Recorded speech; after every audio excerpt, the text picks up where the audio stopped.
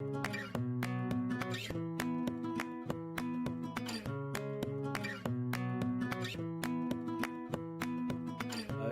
just great to watch a customer's reaction the first time they pick up an ink stick and they've never had one before, and they're like, wow, what is this? It's like, well, is this the cartridge? Where is the cartridge? How does this work? And to have them load an ink stick into a printer for the first time, it's like an aha moment. This was really a breakthrough technology in our minds, and a lot of us had put a lot of hard effort into this in the late 80s and early 90s. Originally it was all about getting color on just plain paper. That was the main thing. With the other technologies out there, you had to use special paper. This is the nice stuff, right? This is business quality paper. You could use recycled media, 100% recycled media, and your prints will all look great. If things are complex, then they become expensive for the customer. We try to find the simplest way to make any other component that goes into our solid ink. Because we don't have cartridges, we don't have to pay for that manufacturing, we don't have to pay for that shipping. Our 8870 printer has color for the price of black and white. And this technology was designed from day one to be a color printing technology. We've never had a black and white solid ink printer. A lot of thought went into how we would utilize the technology, what the customer interface would be. And we could have made this ink into powder or balls or pellets.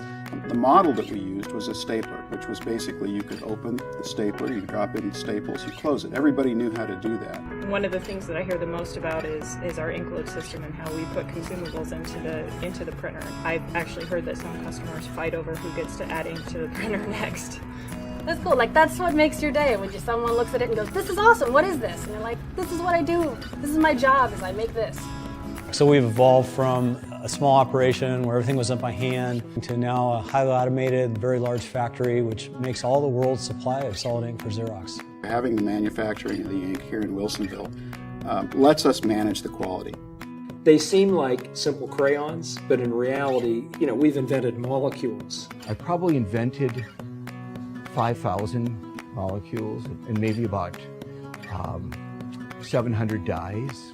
We had a vision, even from the early days, that we would have solid ink on the desktop up through production.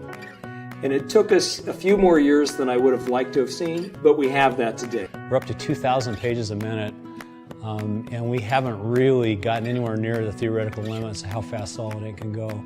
So we test full coverage images, which is not particularly customer-like, but we run it to the max to verify that in all cases it exceeds life. And we had just finished running a test of about 100,000 prints on competitive machines, and we're looking at this, we're talking about the normal printer speed specs and all that, and we were really bored with it all. And then someone happened to notice, hey, those guys have a lot of waste. And we all looked over and there was a wall of trash. It's the most environmentally friendly technology out there when you look at the entire life cycle, which we've done. Solid ink was, in a sense, sustainable because it tends to be waxy. And the feedstock for that type of a system tends to be from natural sources like plants. This sort of work to be greener is just a way of life for us out here. It was not the conscious thought, it's just the way we work. What we were trying to do is build a color product that offers just dead simple ease of use and the print quality that you need in a color printer. It's a true engineering feat that we get this going, but we have a lot less complicated stuff that the customer has to deal with. That's where I get a lot of my energy, even going forward after all these years, is seeing things shipped, knowing customers are using our products and they're solving real world problems, and people are actually productively using the stuff that we work on so hard. And more than anything, I just want to ask them a million questions about what it is that they like and they don't like. See if the things that I enjoy about solid ink are the same things that they do.